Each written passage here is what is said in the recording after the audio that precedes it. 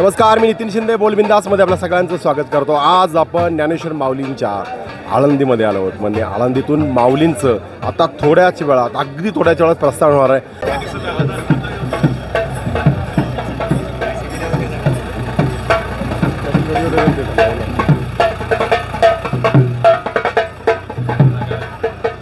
आपल्या समोरच आता माऊलींचा नगारखाना जो आहे तो आता जो मुख्य नगरखाना जो वाजवला जातो माऊलींच्या पालखीपुढे तो आता गेलेला आहे। आणि आपण आता पाहतोय माझ्या पाठीमागे आणि माझ्या सगळ्या बाजूला सगळीकडे भाविक भक्त उभे आहेत। आणि या भाविक भक्तांची जणू काही आळंदी रोडला मांदियाळी आली।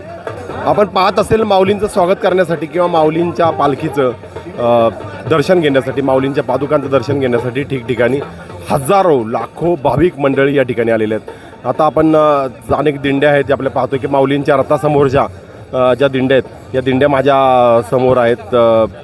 तर ह्या दिंड्यांचंही आता नगरखाना गेला आहे तसं आता दिंड्या आल्यात। आता माऊलींची पालखी अगदी थोड्याच वेळात येते। दरवर्षी या ठिकाणी मोठ्या प्रमाणात खूप मोठा म्हणजे हा परिसर आहे, या ठिकाणी अन्नदान केलं जातं, भाविक भक्तांचं म्हणजे वारकऱ्यांचं स्वागत केलं जातं। आता पाहतो माझ्या समोरच एक सोसायटी आहे, या सोसायटी श्यामा इस्टेट सोसायटी।